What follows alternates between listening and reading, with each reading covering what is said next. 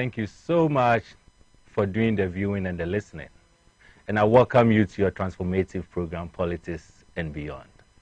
As always, your usual host, I'm Emmanuel, Engineer, the Chief Crusader Against Corruption, Ghana.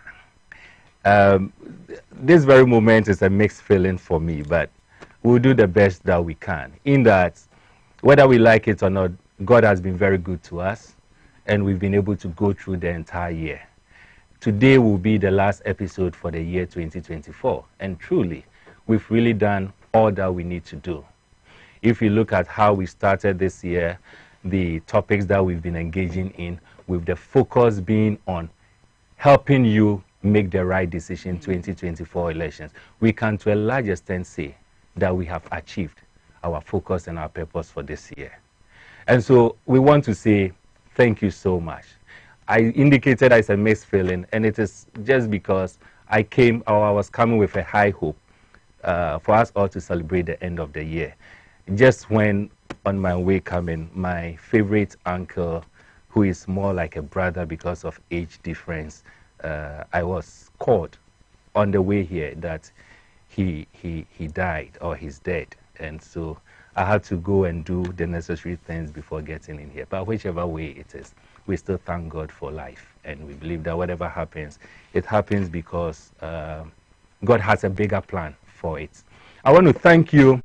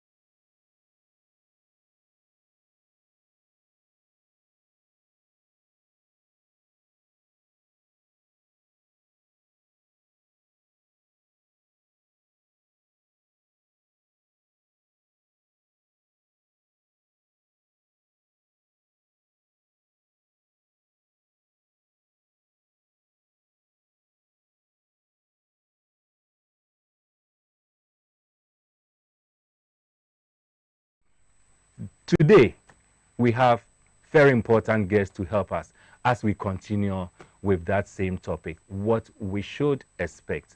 And when we come from the break, I will introduce them to you. Before we even go to the break, there's one thing that is also happening even after the elections, and it has to do with the recollation of the some of the parliamentary seats. Just this Saturday, 2 days ago, there was some recollation which, strictly speaking, legally, it can be described as an illegal act. But we leave that to the judges and the courts to make a final determination of it. 5 or 7 of them were ruled, or overruled initially, as it were, in favor of the NPP. 2 are still hanging. And clearly speaking, these 2, for whatever reason, have been so interested in those 2. And that has to do with Ablekuma North, and it also has to do with Dome Kwabinya. And I can tell you emphatically that with Ablekuma North, if you look at the evidence and the documents that have come, what I can tell you emphatically is that there's a likelihood for a re-election in that constituency. And so those over there should start preparing. That I can tell you for a fact, that there's going to be a re-election in that constituency. But whatever happens, we still give thanks to God, because the bigger picture is that we've done the best that we can as a country, and we have succeeded as much as we can. Last week, as I indicated, we were looking at what to expect. Today, we are going to look again at what we should expect, but it's going to be very specific. We are looking at what exactly needs to be done in terms of, the aftermath of the 2024 elections, and we are looking at what government system will help Ghana. We've been talking about this over the past period. Today we are zooming in because that's exactly what we need. I need you to just relax, as always. Call in your colleagues, your friends, your family members. Tell them that their favorite transformative program, Politics and Beyond, is on. Let them tune in. On social media platforms, you can start getting interactive with us using our WhatsApp message numbers as we have it on the screen. And at the right time, it will be, it will be read for you. Just stay tuned. When we come back, I'm going to introduce to you our very important guests that we have to help us have this conversation. I'll be right back.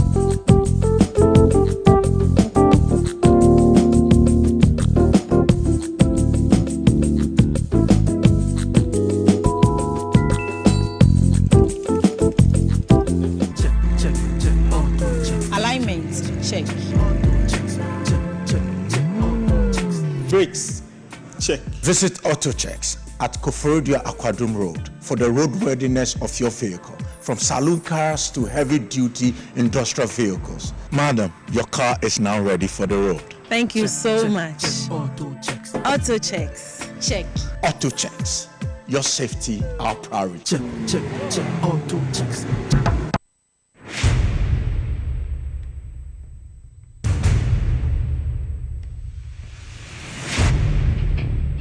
The average human body mass should have at least 60% water for optimal performance in any physical or mental exercise. We can help you maintain it naturally.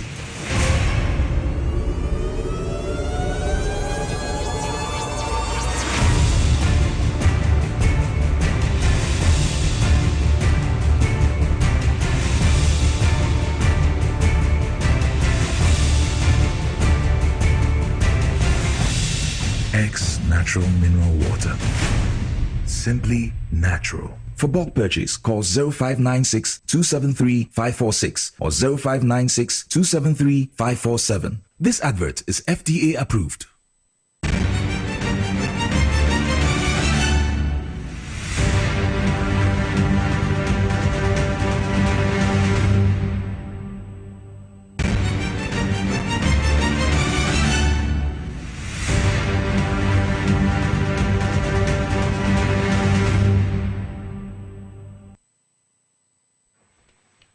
Welcome back to your transformative program. I'm still your host, Emmanuel Wilson Jr. And as I indicated, today we are going to sum the entire year with all that has happened. And then right after, I'll introduce to you the topic for this evening's conversation or episode.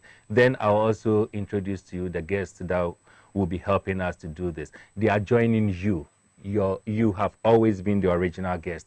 And so continue sending in your messages. Aftermath of 2024 elections, what are we expecting? This time we are looking at governance. What system or what kind of governance system do we need? What governance system do we need to help us as a country? And so you can share in your ideas and your topics, your questions, your comments, and it will be read for you. I want us to do a recap of what we've been able to do this year. The whole of this year we started, and that is exactly how we started. We started with procurement and corruption. We were looking at the public procurement and corruption, the way forward, because as I keep saying, one of the major avenues where corruption takes place in this country has to do with procurement. So we looked at it with our own Mr. Daniel Domelevo. Then came the reform of the 92 Constitution and excessive executive power. Who will bail the cat? And again, we were able to have Justice retired William Atuguba to lead us in that conversation. Then after, we had our own Dr. Ekospio Gabra, who led us through Ghana's youth unemployment, future leaders, or a real taken bomb. It was one of the interesting conversations that I personally, engaged myself in. I really enjoyed it. Then came again one of the topics that one of our guests here has always been so much interested in, and has to do with dealing with Ghana's winner takes all politics. And that also we had Nana Kwesi Jan Apenten being our guest, and he was able to take us through it so fantastically. Then also after that, we had the next flyer or the next episode, the state of Ghana's democracy, what's next? We had Dr. Justice Sremsai leading us in that conversation. So we talked about the current democracy that we are practicing and what we need next. After Dr. Srem came the next episode, which had to do with asset declaration and the corruption fight in Ghana. Our own Martin Kwebu, my brother and friend, who led us in this conversation. And I believe you remember all the things that we talked about. After that came the Fourth Republic. And we asked a simple question, whether we are on the right path. Because we really got to a stage in this country where all of us were confused and we wanted to review the Fourth Republic that we're having. And yes, we were privileged to have Mr. Johnson Asiedu Nketia, who is the national chairman of the NDC, that's the party elect, to lead us in this. And truly, we all learned a lot of things from it. Right after, we had Professor Frimpong Boateng coming in studio to help us with the challenges of developing Ghana's human resource capital under the Fourth Republican Constitution. And it was also one of the fantastic conversations we had on this platform. After Frimpong Boateng came the next one, and that is my own friend and brother, Franklin Kujo. We were also discussing the Fourth Republic, and we're looking at accountability and value for money in public resource management. And remember, it was also one of the most engaging conversation or episodes that we had. Right after, Martin Kwebu came back again to help us have a conversation on accountability of political leadership and the survival of the Fourth Republic. We needed that, and we really did. Had a good conversation on that. The next episode after this was Dr. Nyahu Tamaklu, where we talked about, again, the Fourth Republic, but we're looking at the rules and challenges posed by political apparatchiks on our democracy. And so we're looking at what we popularly refer to as the foot soldiers. We wanted to see whether or not they were posing some threat to the democracy that we are practicing. And yes, we went through it. Then came one of our own, and I'm sure very soon, probably from next year, you'll be seeing him as a co-host. And we are talking about Dr. Daniel Appiah. He led us into a topic known as reforming Ghana's 1992 constitution for a new era. And that is one thing we've been talking about over and over, that we need a constitutional reform. And that I agree. And I believe strongly that the new government that is coming in will have that strength and what it takes for us to go into this. After that, we engaged you. Remember, you were our guest. So we wanted your take on Ghana's Fourth Republic. And you really engaged. You gave brilliant ideas, suggestions, comments. Some of you asked questions. And I really learned a lot, just as I believe you also did learn a lot from this episode. Right after this, we went in to have my own boss, Bishop Dr. Susan Inti, who is the chairperson for Crusaders Against Corruption, taking us through a topic known as moving Ghana from a partisan vision to a national vision. And that is exactly what we need. And as we speak, we still need that. Ghana needs a clear vision. We don't need, yes, manifesto guides us, but the truth of the matter is it is not manifesto that develops a country, because manifesto's lifespan is just about 4 years, maximum 8 years. You don't need that to develop a country. What we need is a national vision. So Dr. Susan took us through. Then we had our own young man, as I call him, General Nunu Mensah. He just came to give us some historical perspective of Ghana, the past, present, and future of Ghana. Talked about what it was, what it is now, and what it ought to be. Right from that, we move on to the next episode, where we had, if we can look at the next slide, or the next one, yes, Professor Ransford Jampo. He came in to lead us through a topic known as democracy or autocracy. We were interrogating the facts. So we've really had some good times. So on this platform, Professor Jampo took us through that. Then we had again Dr.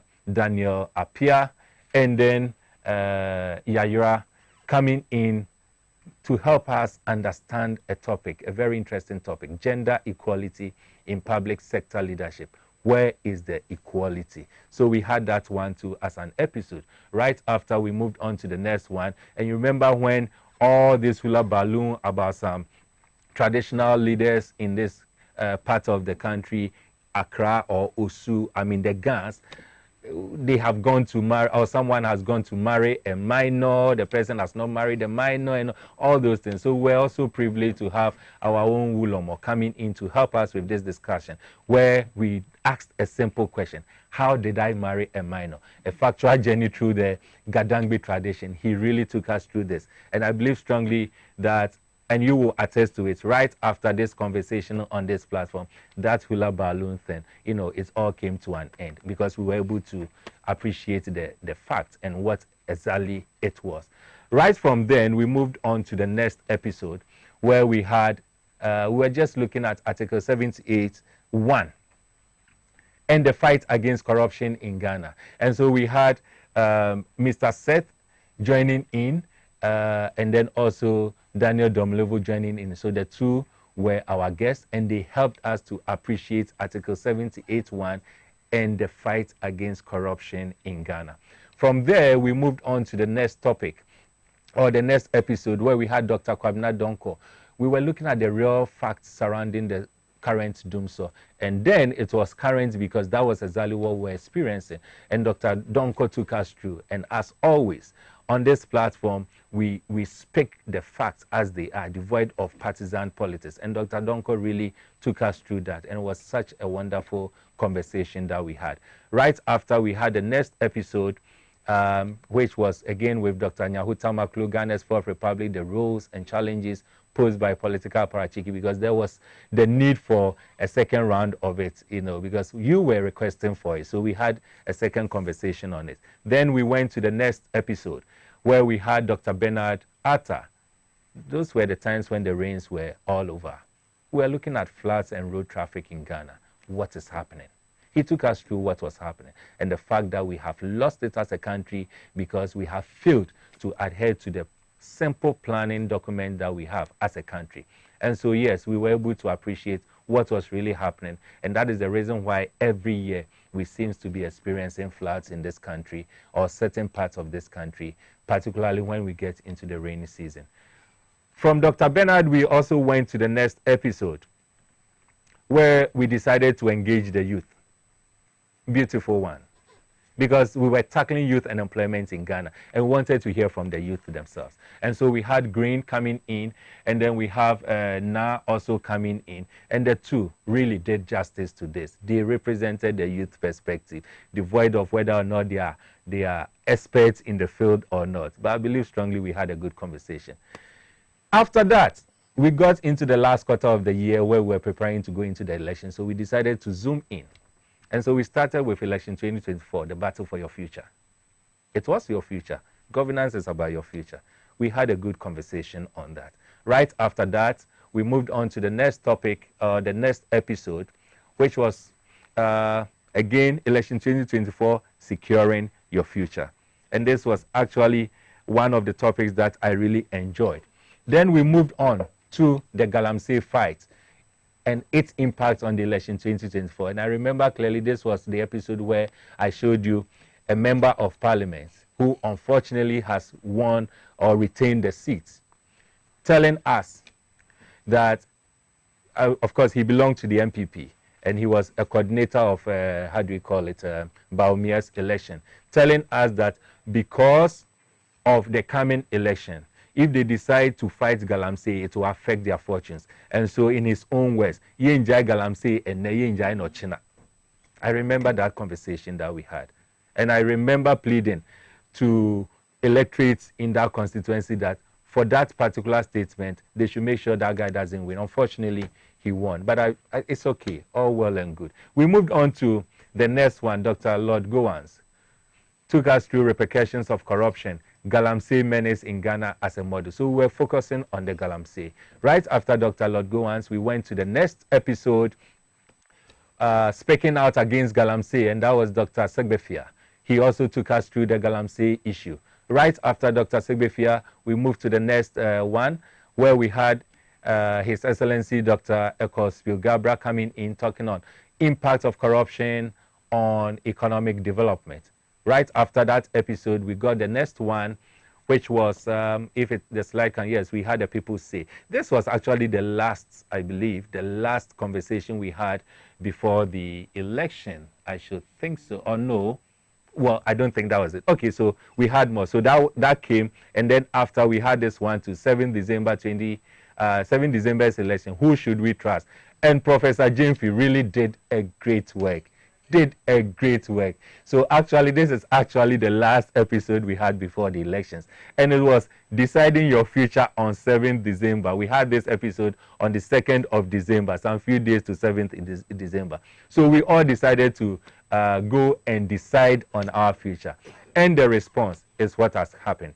We have all seen it. I want to say thank you so much for being part of this journey. And thank you so much for allowing this platform to inform you to make the right decision. We have actually gone to make the right decision, and that is the most important thing. Today's topic, if we can have the flyer on the screen, today's topic, because I want viewers to appreciate what exactly we are going to talk about today.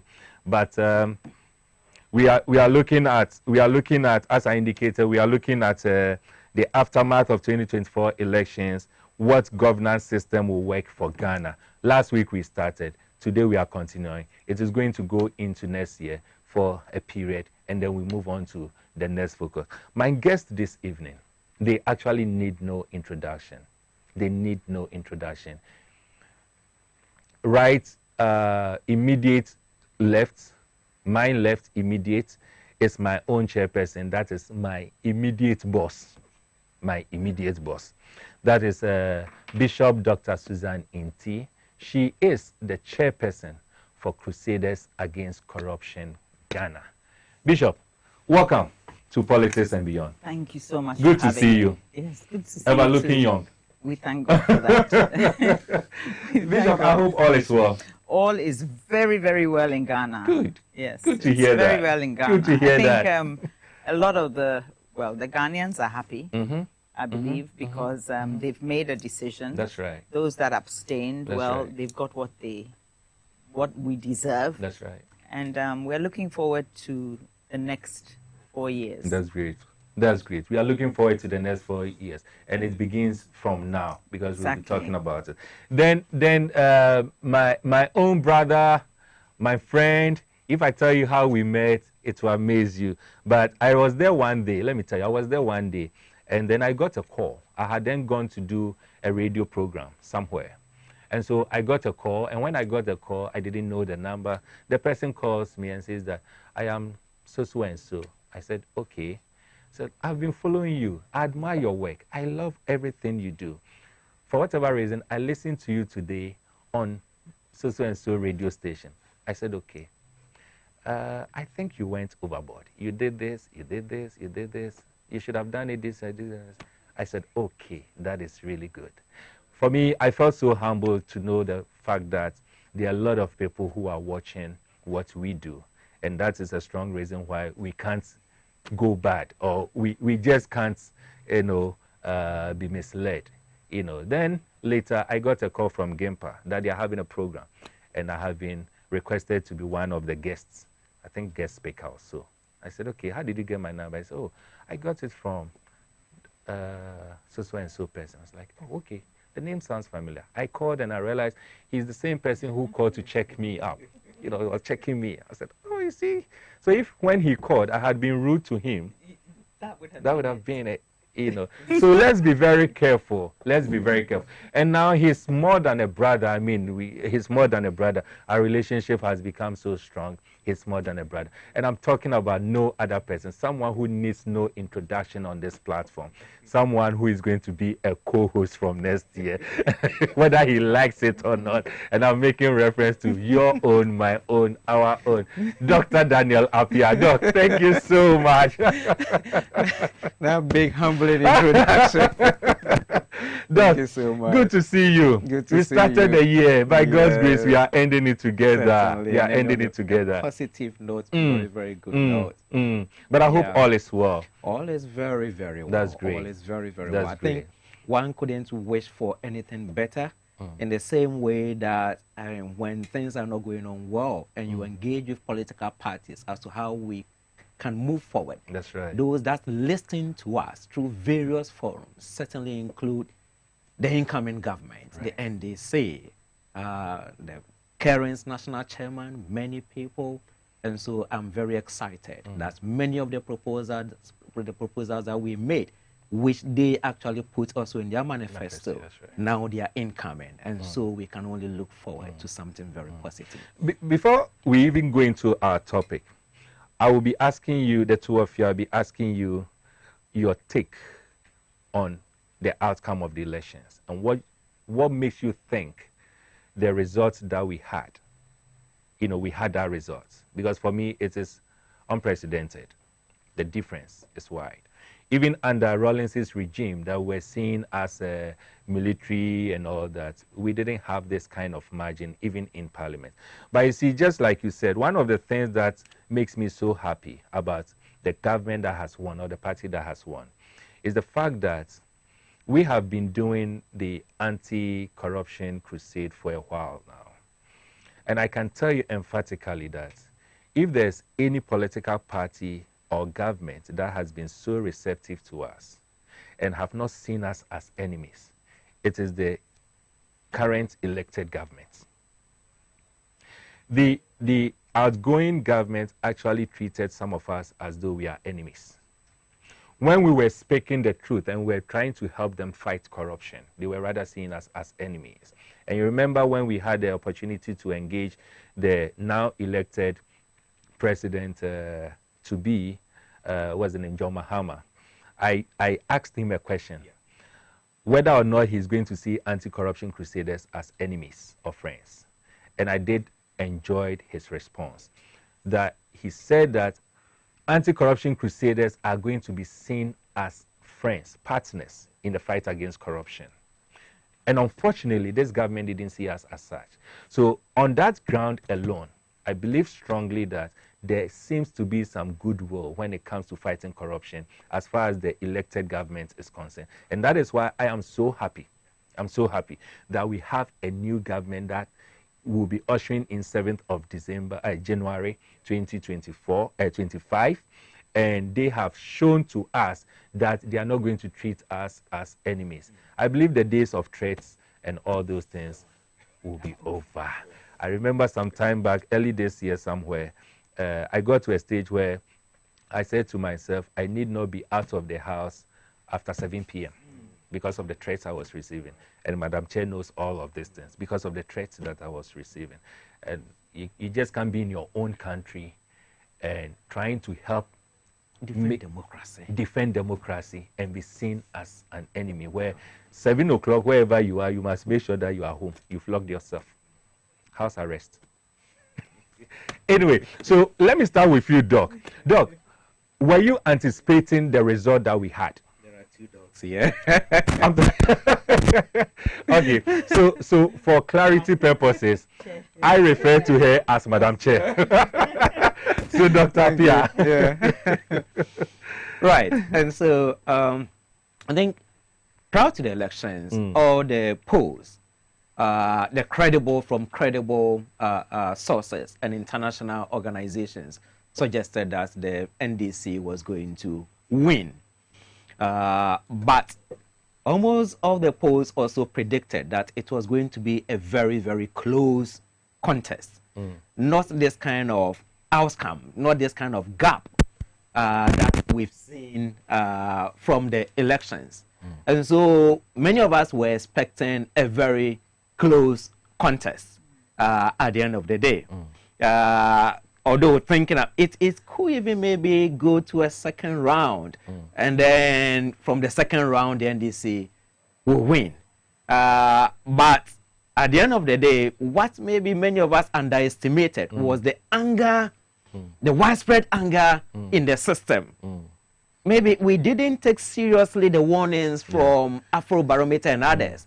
That so many citizens, in some regions, even up to 50% of citizens were so angry with the current system of democracy that is being practiced under the current government, to the extent that they even wish for an alternative. Right. And so if we are taking that seriously, perhaps we will have actually factored that into the surveys.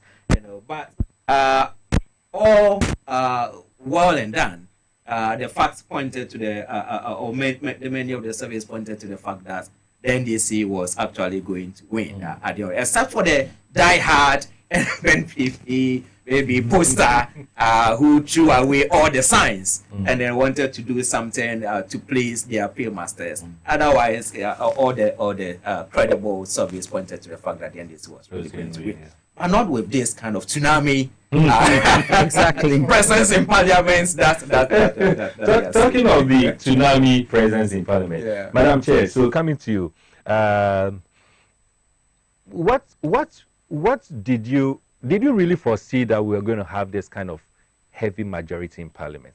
And remember also that even after the declaration, there seems to be this recoalition things going on. Now, what do you think will be its effect if it goes on the way it is going? Okay, so I think it was a bit touch and go. We weren't sure that people would actually stand up against the greed, the abuse of office, the economic mismanagement, the lies, the nepotism, the corruption.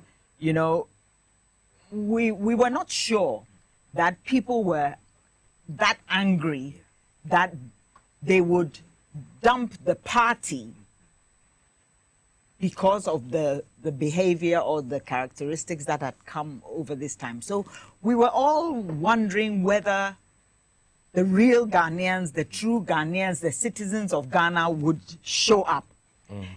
And I believe that they did show up.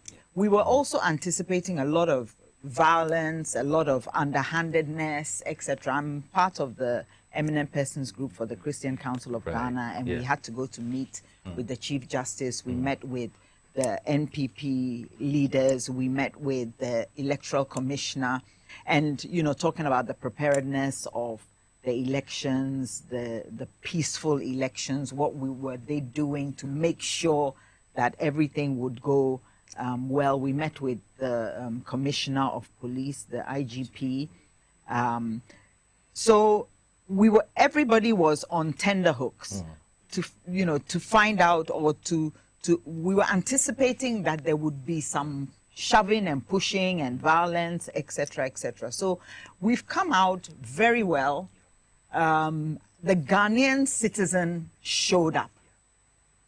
People who had never voted before went out to vote, and voter turnout was good. A lot of people say that a lot of MPP voters abstained or just didn't go to vote. Well, you know, they voted with their feet, and that led to the tsunami. And in terms of the collation of the pink sheets, right? Sure. Well, we just have to wait and see. But even if those 9 constituencies, you know, go to MPP, we will still, NDC will still have a majority. You know, the ruling party will have a majority in parliament. Anyway, you know, I'm for good governance. Right. And sadly, the MPP was not about that. It was embarrassing, it was disgraceful, and it was shameful.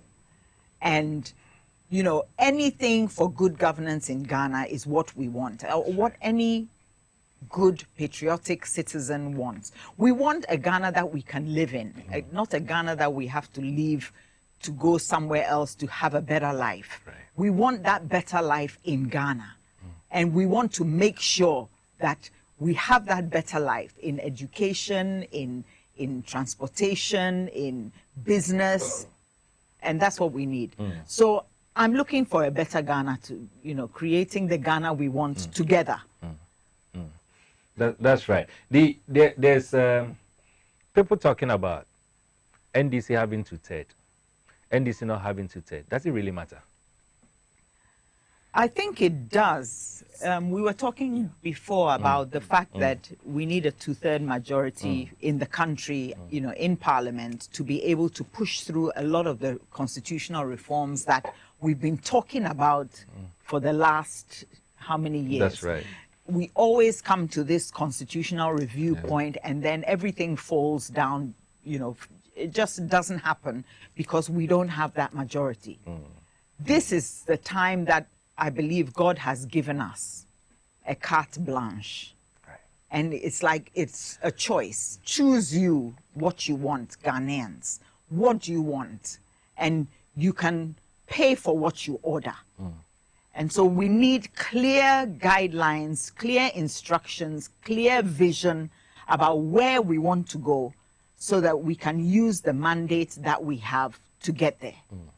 Otherwise, we will only have ourselves to blame that we didn't do what we needed to do, especially with all the things we need in, constitutional reform that we've been talking about to death. That's right.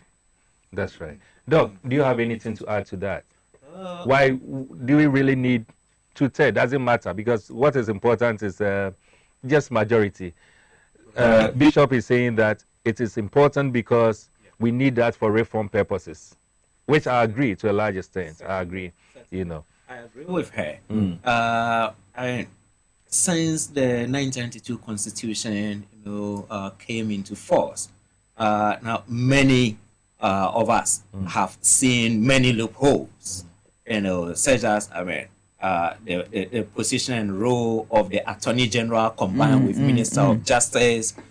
You have a situation where majority of citizens now say we want MMDCs, that's Metropolitan, Municipal, District Chief Executives elected, but then the government, that's a certain government, unwilling to go the way that citizens wanted, and then the NDC currently being the minority, also lacking the numbers to push in the way that Ghanaians wanted.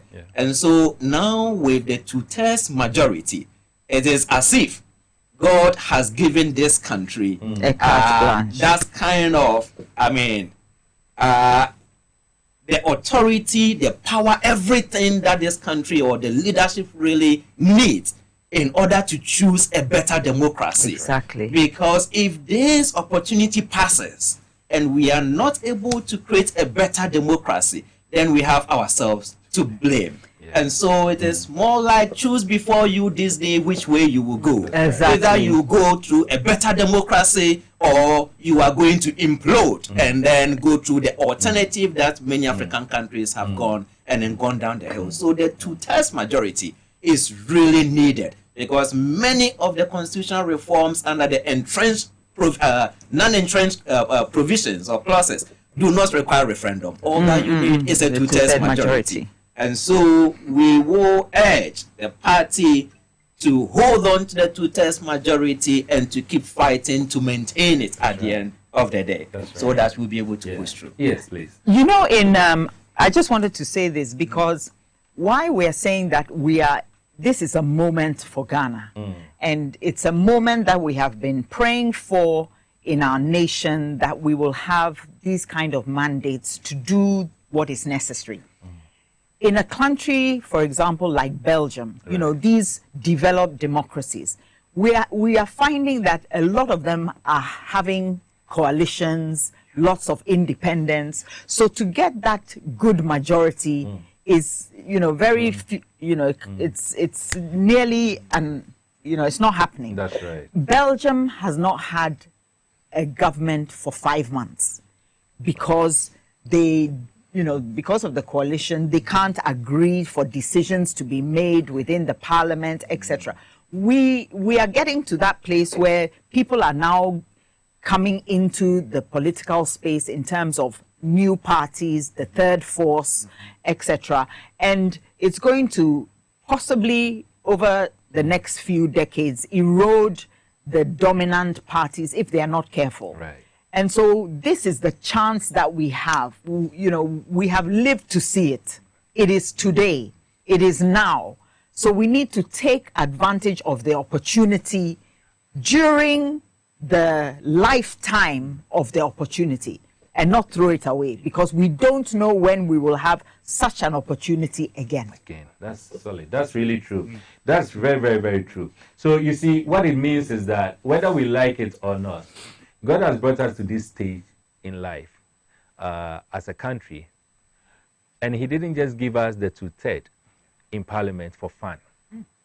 He gave it to us for a purpose. The Afrobarometer report that we've been talking about over the past period, even on this platform, suggests clearly that majority of Ghanaians are losing confidence and hope in the democracy that we are practicing. It is not for fun. The next 4 years, if the 2/3 that God has given to us is not used to correct the wrongs, Ghana may not get an opportunity again. That's a fact. And so I want to also encourage all of us, especially the leadership of the elected political party, not to take for granted the 2/3 that has been given. And not say that we have overwhelming majority, so even if we lose certain parliamentary seats, it doesn't matter. It really matters. Every seat matters. The reason why you have the overwhelming majority in Parliament, and not just majority in Parliament, 2/3 in Parliament, is for you to be able to save Ghana. Save Ghana's democracy and save Ghana's governance system. Yes. We have just 4 years to do that. And you cannot do it without having a clear 2/3 in Parliament, or even some more seats beyond 2/3 in Parliament. So let us protect the seats that we've won, and let us protect as a country the seats that are even in contention. Let's protect them. It is needed for a purpose. That is the best advice we can give from here. You wanted to say something to it? Yeah, and we as the citizens of Ghana need to make sure that our MPs, our representatives are in Parliament. That's right. Because bills, decisions are made 24/7. And you cannot afford not to be representing your constituency in Parliament. Otherwise, you shouldn't be there. You shouldn't be there. That is true. You shouldn't be there. That's very true. We as citizens need to make sure that our MP is representing our interests in Parliament. Doc, I mean, let's continue from there. So we go into the conversation, and I'm making reference to Madam Chair at this moment. Yes, 2 docs, I know. So, Madam Chair, Madam Dr. Chair. With all the troubles Ghana has gone through, with the current states that we have now, statistically, scientifically, all indicators suggest clearly that our democracy, our governance is not in its best of shape. What governance system will help Ghana moving forward? Gosh, this is a big story. It is. You know, in It terms is. of what governance system. We need transparency. We need accountability. We need good reporting. We need strong administrative systems. We need processes and procedures that work. We need people not to be afraid to call people out. We need to, you know, a lot of people have experienced life in other countries where things work. You know, you don't have to, you register a company in the UK and you get the certificate and the directors and the Table A regulations within 1 hour, 2 hours, online. They send it to your inbox. You know, we need to up our game. There are so many things that need to be, you know, the processes need to work. Because, you know, electricity, we've got this recently, I just saw it today, that there were issues with the ECG and what kind of system or structure do we have in, you know, for ECG. Simple. The simple structure that we need is a government and public shareholders arrangement so that the people and the citizens of Ghana are involved in running the electricity company of the nation. When somebody is stealing cables in Kukrantumi or in Pantang, the people in the constituency will be the same people who will pull that person up because they have a vested interest in the company. Electricity is a basic utility that we need in the country. We can't be held to ransom as citizens of Ghana for basic utility like electricity, basic things like water. We need to make sure that people have interests in it, not just a few people like in the PDS scandal, PDS, yeah, the PDS Crusaders scandal. Against Corruption. Yeah, we had big issues in 2019. We wrote so many press releases. Yeah. We had engagements with media, etc. Because a few people wanted to control the company, and if you worked out the amount of profit that they were going to make daily because of ownership of that, it was out of order, totally out of order. We need a situation where the government will partner with the private sector. People in Ghana can buy shares in the energy company so that they have a stake in it. Somebody in Tamale, somebody in Takwa, somebody in Volta, in Ho, everybody will be focused on how we are going to make sure that the governance systems and the processes and the procedures within that company are working properly. You know, so we need to make sure that we give, COVID brought Ghana into the fourth industrial revolution. Yeah. Because standing before COVID, you will be wondering, how are we going to get into this fourth industrial revolution in education, in work, in business, etc. With COVID, we were thrown into the fourth industrial revolution. Everything had to go online. And this, for the ECG, is a test case for Ghana. Are we ready to give Ghanaian citizens the opportunity to grow in business, to become a partner in businesses that are effective within the country, float, let people buy shares and float it on the stock exchange, the Ghana Stock Exchange, and let the people of Ghana be monitoring the share price. That's right. And let the directors be appointed by the shareholders, Yeah. So those are the kind of things that we need to see happening. Especially now that we are standing at the brink of this decision that needs to be made. We don't want everything to be done quietly behind closed doors. No, we are interested and we are in this together, right? That's right. And we are building our country together. That's right. Dr. We want to be involved. We have to be involved. We must be involved. We are all involved. It's very, very important. We are all involved. No one should be left out. No one left out. Everyone matters. I agree. Dr. Pia, yes. When Madam was talking, I was like, was she hiding in my room? Are you serious? When I was conducting surveys and putting all these things together. Because everything that she's talked about, from the surveys I have done today, just for this program alone. That's right. Those are the things that people are saying. These are the things that we need for our governance to work. Transparency, the accountability, reporting, all those things. So you see, the citizens they know. They know. Now, for our kind of democracy, I keep saying this, that if you look across Africa countries, Ghana has the shortest tenure given to the executive and parliament, which is 4 years to deliver development. It's only Ghana and Nigeria that have got this 4 years. You don't find this in Asia.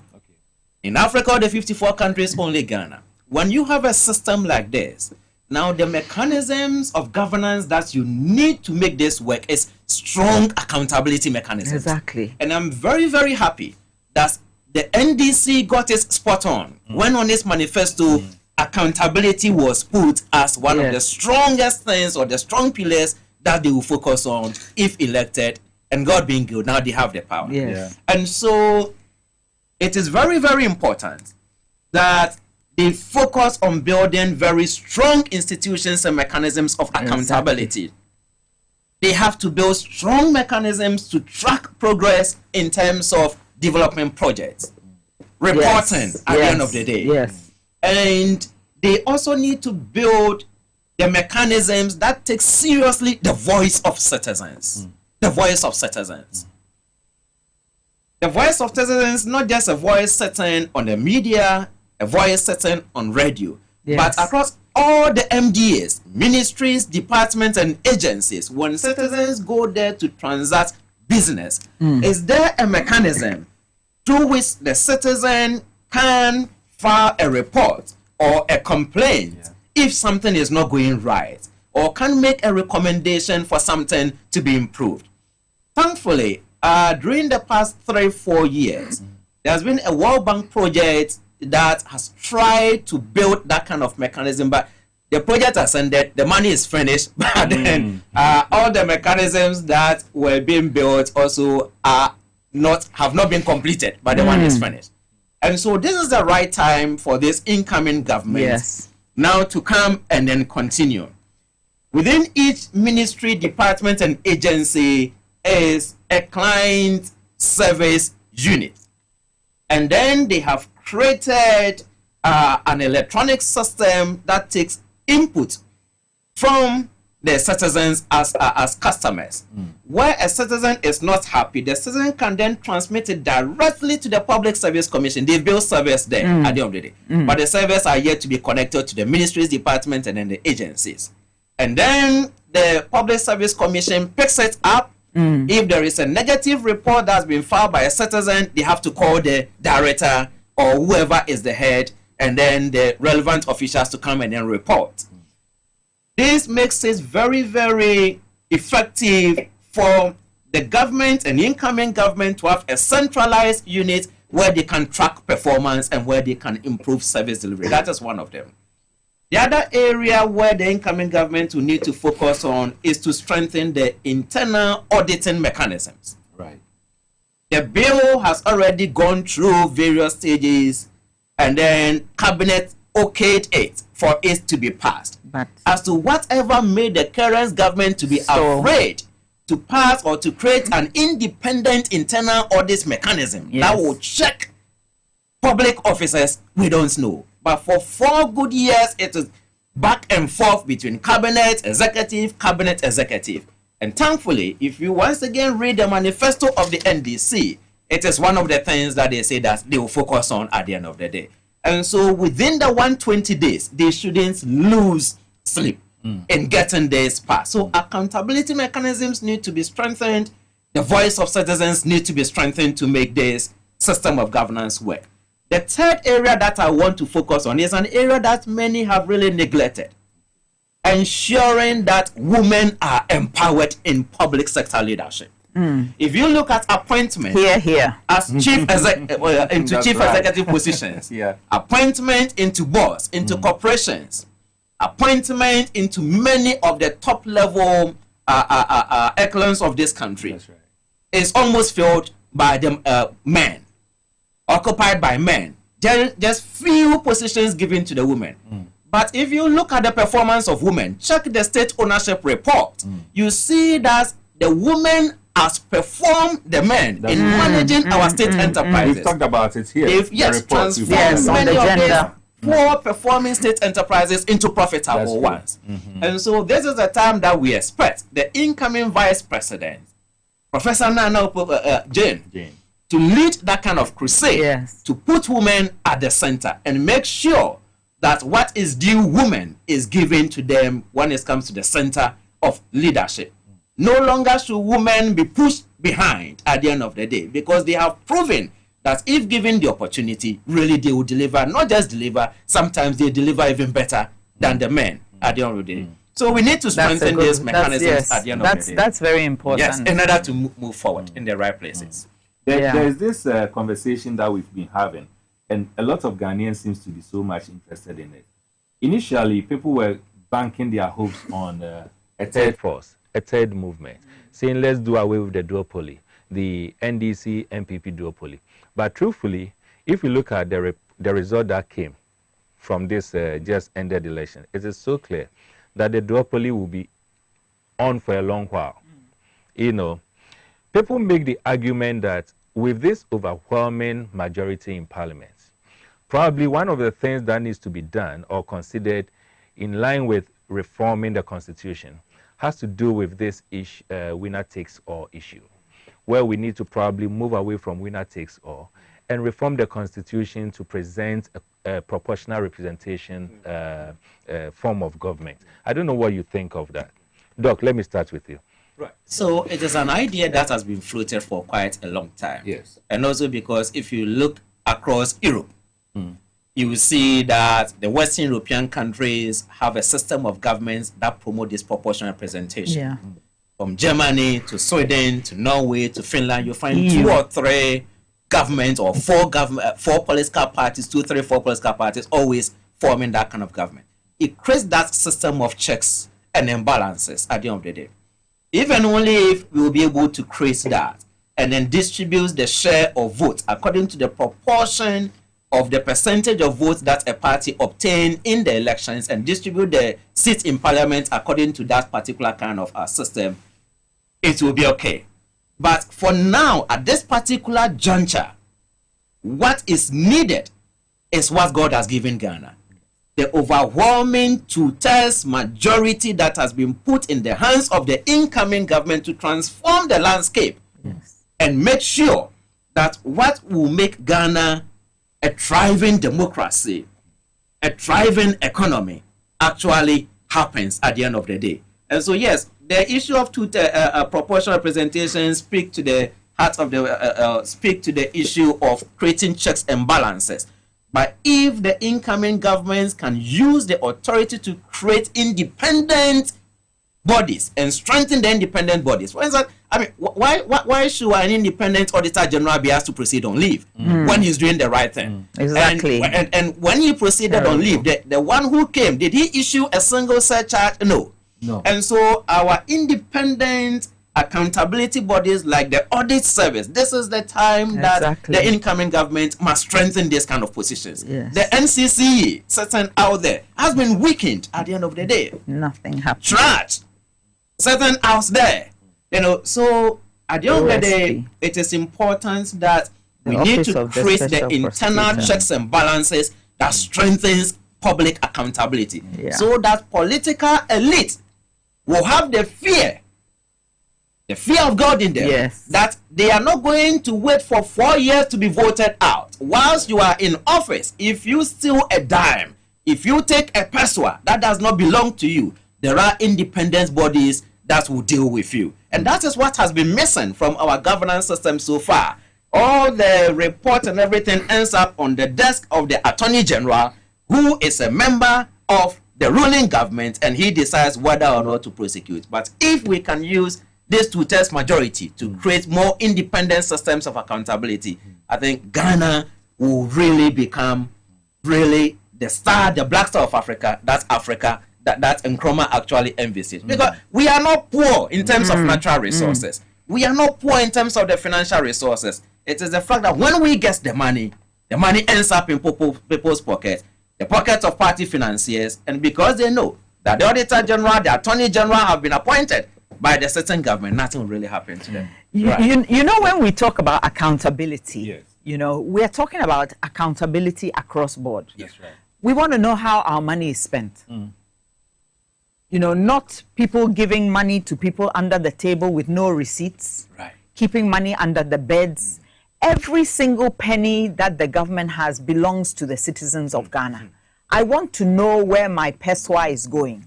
I want to know where my 10 cedis is going. I want to know where my 100,000, 1 million, 10,000, I want to know where it goes.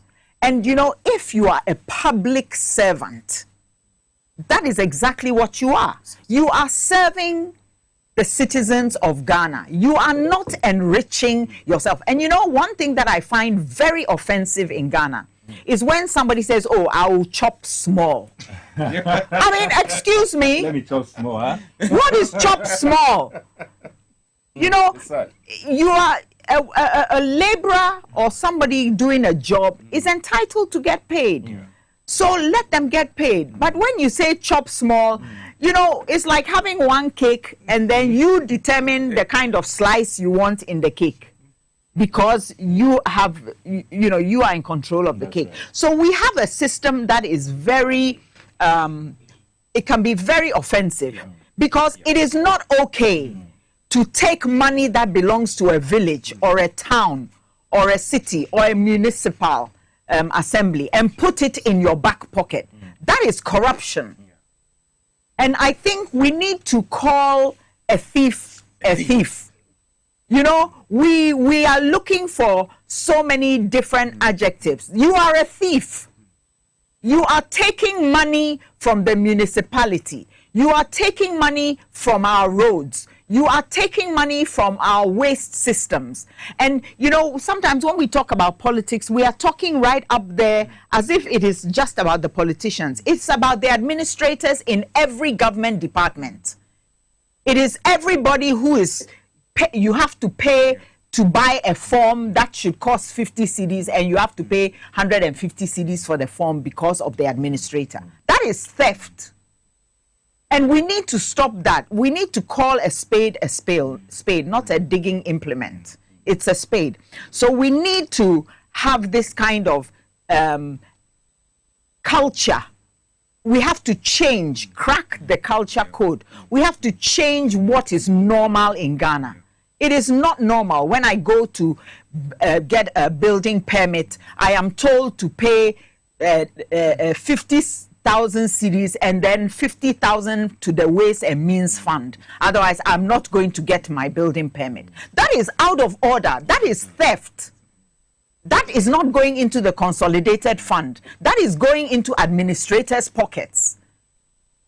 This is why the Ghanaian people have stood up and voted out the government, because corruption under the previous government was, you know, with impunity. You mean under this government, because the government is still in... yes, it was with impunity. Nobody, you know, everybody was doing what was right in their own eyes. Yeah. And everyone was getting away with murder.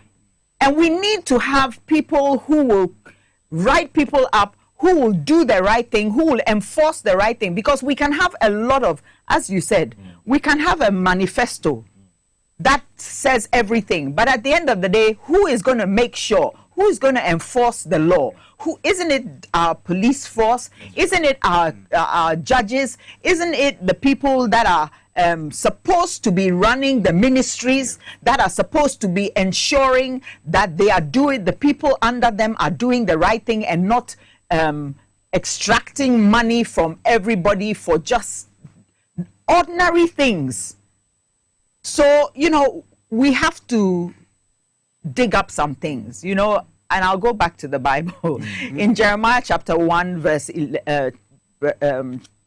10, it talks about uprooting, breaking down, tearing up before you build. There are things that we need to uproot, tear down, break. You know, we can't just, you know, there's this thing about putting new wine in old wine skins. Yeah. We need to get new wine in new wine skins.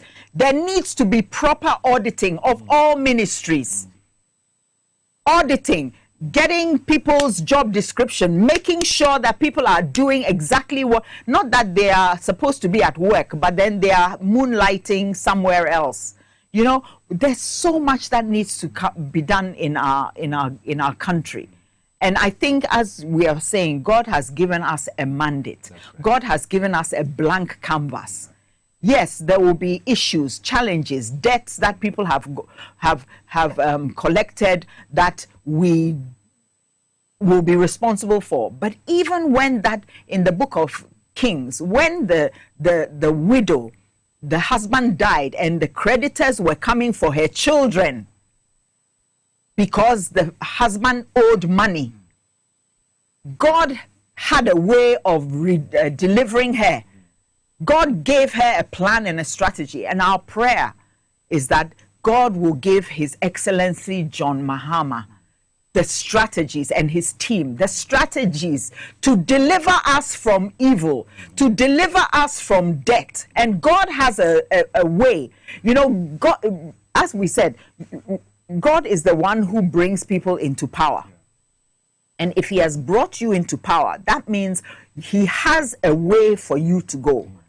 And, you know, looking at the manifesto, it's amazing. It's wonderful. We were looking at the first 100 days, and we were looking at the 120 days, and we're looking at the restoring good governance and fighting corruption. Fighting corruption is like, it's a battle. It's a war that we are fighting, but we need to dig deep, and we have to uproot, you know, because otherwise we won't get to where we need to go to. And as we said, it's 4 years, and we need it. Then they need to make an impact. Right. You might before you go to the messages. That's right. So one thing that I've seen also, which inspires me and encourages me so much, is the fact that you find this kind of unity of message across board from the incoming government. Mahama talked about the fact that Ghanaians should brace themselves for severe reforms. Sure. Yes. You listen to Chairman Esiedun Ketia. He talked about the same thing. That's right. The last campaign that they did at Medina, and then after the elections. You listen to Kujeto, they are talking about the same language. The same language. So it is not like they don't really know, or there's some kind of disunity about which way to go. They know clearly exactly which way fantastic. to go. And it is the way that at the end of the day, when you see this kind of commitment, this kind of collective kind of path, it really inspires, you know. So we hope that at the end of the day, come 7th January 2025, as soon as the baton is given to them, they will run with it as quickly as possible, because 4 years is very, very short around the corner. Okay, please. Just quickly, you know, when Doc was talking, I was just thinking, and you know, I have to go back to the Bible. You know, when it talks about the Tower of Babel, and their language was the same. Right. And even God in heaven said, hey, I have to confuse their language. Otherwise, these people will do everything that they have planned to do. So, you know, we thank God that their language is the same. And we pray that they will continue with the same spirit of unity and, you know, to build this better Ghana together. That they have. That's great. We have about 8 minutes. My goodness. Yes, I know. And in fact, you know, the show is supposed to end at 9. But if you look at the time, we are going, and the producer was kind enough to give us extra 20 minutes today. Right. So we are ending at 9:20. And so if you look at the time, we have just about 8 or so minutes. I have 2 questions to ask before I go to the messages. I'll just ask the questions for you to put your thoughts together, and then I go to the messages and I come. The first one has to do with the tenor. There are those who are making the argument that for us to have an effective governance system that will reflect in us having a good country, we need to review the number of years that the president has. From 4 years, others have the mindset of moving it to 5 years. Others are saying it must be moved to 6 years. I'll need your takes on it. The second one is, you know, one of the key things that is affecting our country's development, and consistently we've been talking about it, has to do with corruption. So the next question that I will also want your takes on it has to do with how do we effectively take out corruption, particularly in government institutions as a country. Now, let me go quickly to some of the messages that have come in. And this is coming from Nana Jan Apentin. Uncle, thank you for doing the viewing.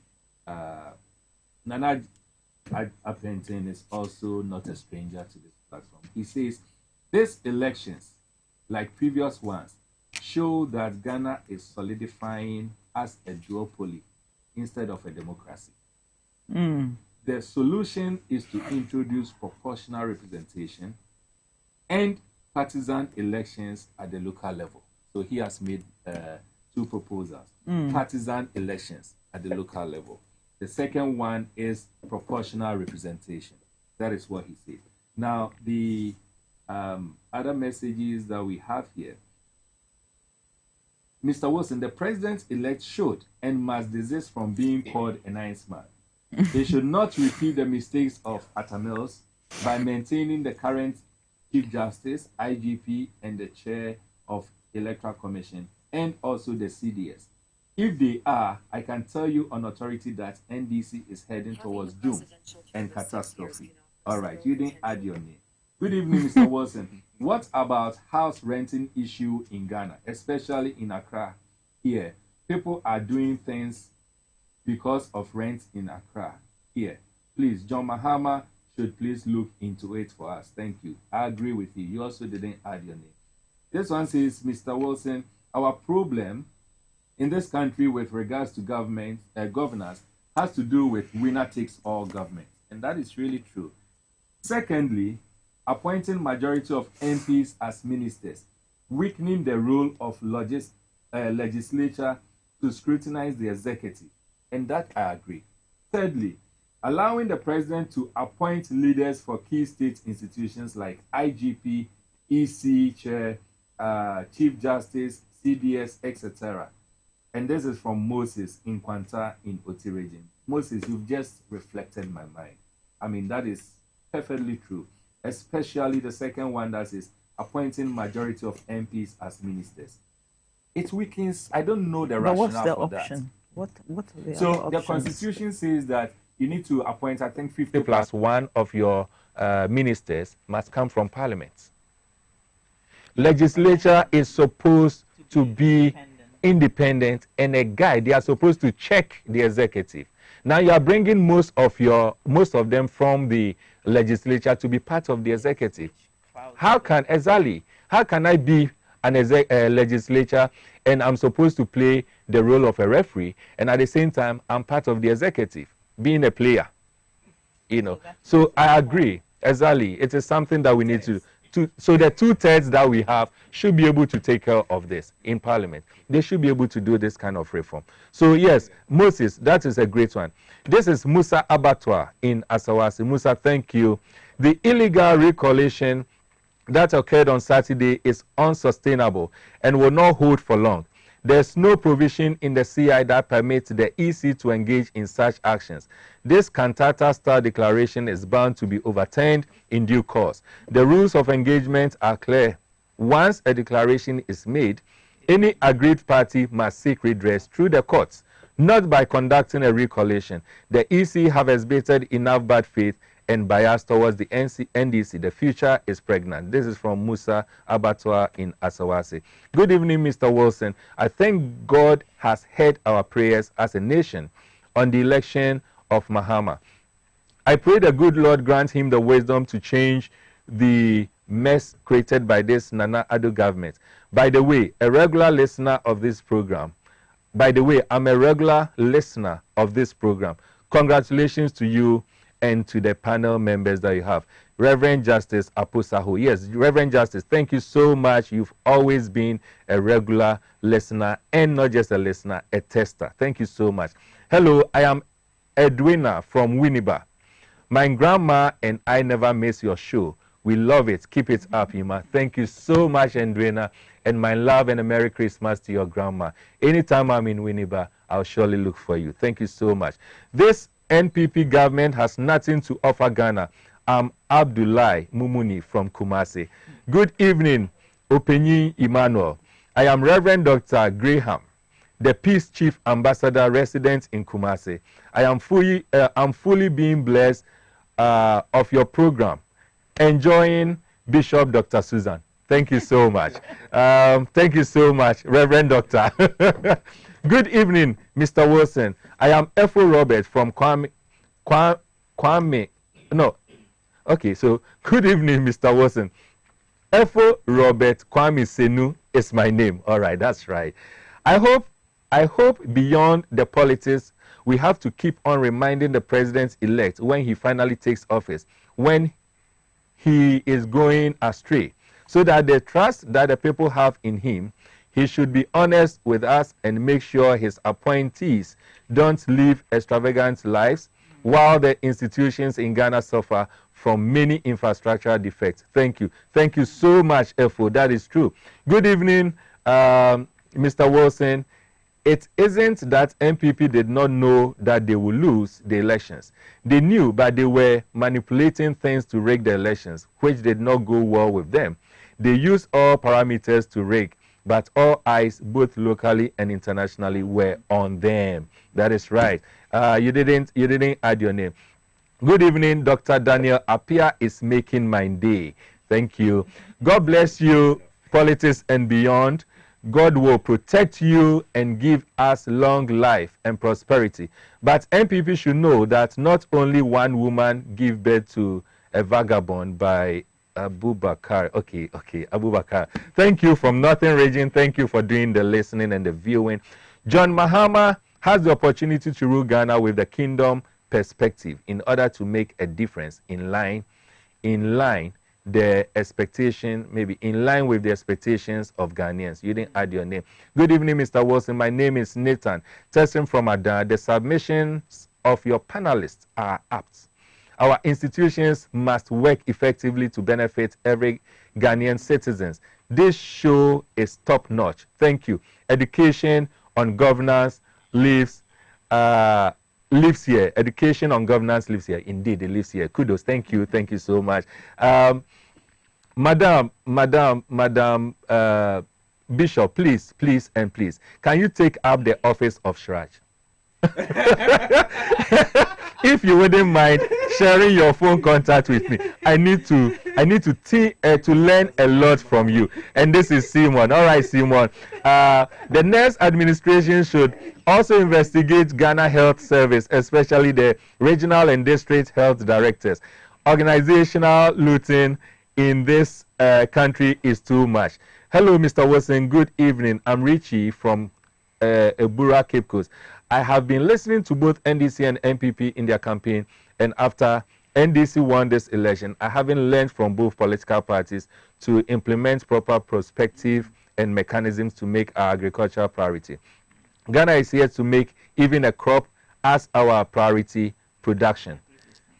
Look at Togo and Burkina Faso. They keep exporting tomatoes and cattle into various countries. Our leaders need to back up. Good evening, Mr. Wilson. Dr. Appiah, I appreciate your immeasurable and immense input. And this is Emmanuel, a past student at MPhil level. I'm sure he should be your student. Okay, there are so many messages coming in, but yes, my producer has alerted me that our 20 minutes is up. Doc, quickly, yes. Just a quick one on the tenure of office. Exactly, tenure of office. First, thankfully, both President Kufuor and then President Mahama have raised the issue. Yes. President Kufuor advocated that someone is mentioning Benin and then Togo. Yes. None of them have got 4 years at the end of the day. Right. And all the countries that have been able to transform their economies from developing to middle and then developed countries had a longer tenure of office, at least 5 years. I said you won't find 4 years in Asia, even across Africa, except Ghana and Nigeria. So it's a conversation that's really the political elites need to have at the end of the day. And I'm very happy that from the NPP camp, we have President Kufuor on board. He's been present before, and then from the NDC camp, Mahama is also on board. That there is a need to look at the tenure again. How do we face corruption at the end of the day? There is consensus on this, that to face corruption in a developing country, there is no other way than to have independent institutions of public accountability. No two ways about that. And so it is very, very important that they really strengthen the office of Auditor General, and then they really merge all these plenty institutions of accountability, the IOCO, OSP, TRA. They have to find a way of creating a more powerful independent institutions of public accountability, as we've seen being done in the countries that have successfully dealt with corruption.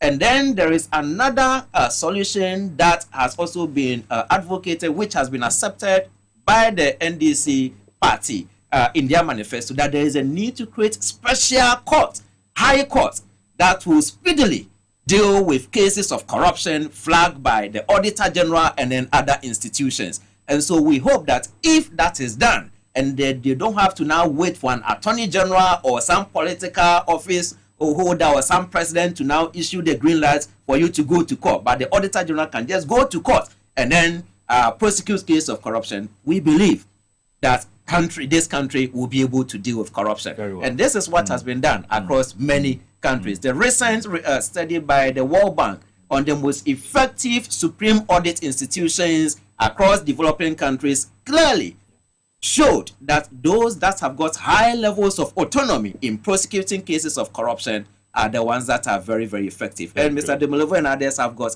this kind of knowledge and report up there themselves, so we can do it. Yeah. Bishop. Okay, in terms of the tenure, yes. One thing that I've learned in life is stability releases ability. You know, you can't do very much if when you get your feet under the table, it's time to move on.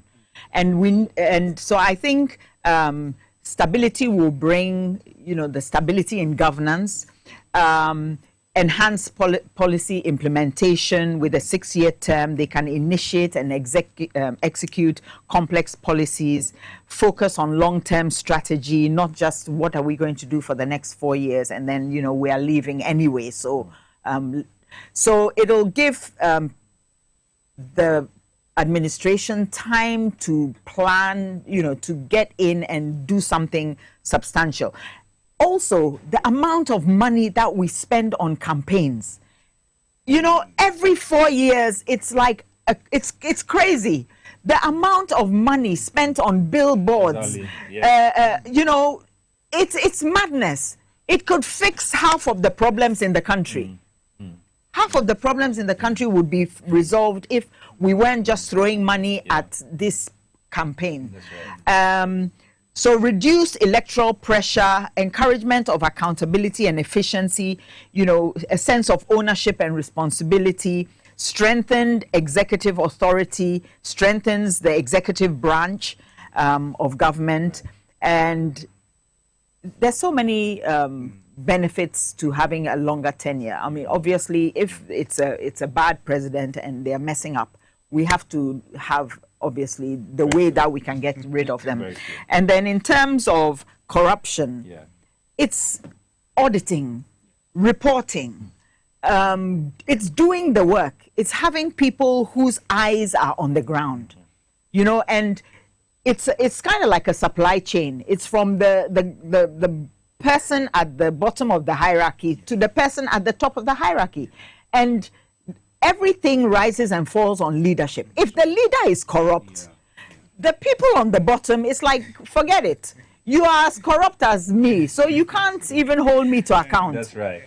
That's right. I can That's hear very your executives, you know. I tell anyway, you. greetings to my in-laws, Mr. and Mrs. That's right. Greetings to my in-laws, Mr. and Mrs. JK Down. So they never miss your show. They are in Cape Coast. Thank you so much. So, Thank you so much. I just finally, I will say that I am very happy that I am seeing what is happening in my lifetime. I Yes, never, it's amazing. Thought that It is we will amazing. have a party with a two-thirds majority to pursue Yes. this transformational change that Exactly. we've all been calling for.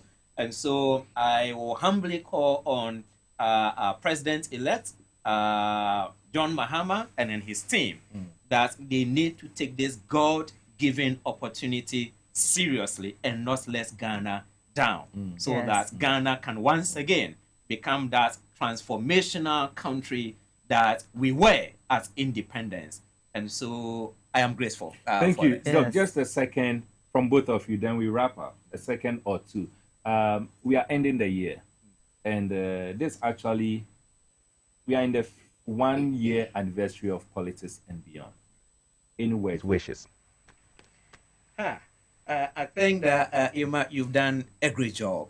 And this is one show that I think should even have won. If there is going to be, you know, awards for the best political show in Ghana, because it is not just a show, it's a program that brought the minds of the most influential men and women in this country to sit here to profess solutions to our development problems. This is not Yes. some partisan-oriented kind of a program. No, it's a serious program. And so I would say that you have to continue doing what you are doing. I pray for a bigger studio that can sit more going forward at the end of the day. But keep on maintaining the anti-corruption fight, and then the program will become certainly something that other countries will also come in. Thank you so much. Madam Chair, Dr. Bishop. You know, everybody and their anointing, as they say. And this is obviously your anointing, you know, and that's why we back you. Thank you. This is an amazing platform. It's all about what Crusaders Against Corruption is about. It's advocacy, educating, training, giving people a place where they can air their views, a safe environment, whether it's safe or not, because everybody's on it. But, you know, it's an amazing forum, and we want to thank God for giving us this opportunity, and all the many guests that you've had, the topics that have brought. You know, let me tell you something. I am sure that the elections went the way it was because of civil society organizations like Crusaders and, you know, this forum, XYZ TV, and all the other media stations that are giving people the right to reply, the voice to air, to express the, you know. But I think it's wonderful. Great. And this is just the beginning. Great. Thank you so much. So I want to say a big thank you to my guests, and I want to thank each and every guest that has been part of this year's journey. I also want to thank you, the viewer, because but for you, it wouldn't have been. I know individuals, just like Edwina sent in a message talking about herself and her grandma. I know individuals who watched Monday's episode and still be glued to Wednesday's repetition of it just to learn and refresh their minds. Thank you so much. I also want to thank, when I mentioned their names earlier on, there are some names I forgot to say, but the truth is I can't mention everyone's name. I want to thank individuals who do not even work with XYZ, but took it upon themselves to promote this platform. You have no idea. Colleagues at Multimedia, and I mean, you can think about all the other stations, Ghana Web and the rest. And I want to specifically thank my own brother, PSA. PSA, I know you are doing the watching. PSA has been such a fantastic person behind the scene. He works with XYZ, and he makes sure that the platform goes as wide as you can imagine. I want to thank Isaac Asari, who has been doing all our graphic works for us. He's such a fantastic person. Our team in Osu here, Osu we day. I want to thank each and every one of you. God's love, thank you so much. Of course, you told me that your party has lost, so there won't be any Christmas this year, but trust me, there's still going to be Christmas this year. Thank you so much, God's love.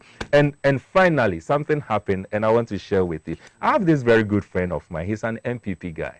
He's called Evans Nimako. I'm sure you've heard the name before. He's actually the director of elections for the NPP. He's been a good friend. We've been so long. Can you imagine last week I met Evans in town, and I stopped my car just to say hello to Evans, and he started abusing me verbally. Evans, I still love you. Don't worry.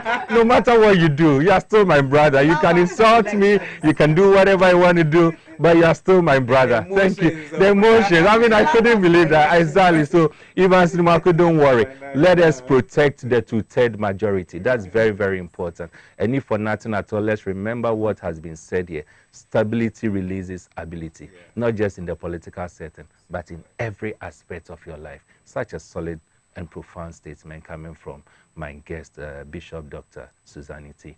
Doctor, thank you so much. Dr. Pierre, thank you so much. Yeah. Bishop, thank you so much. It's such a privilege.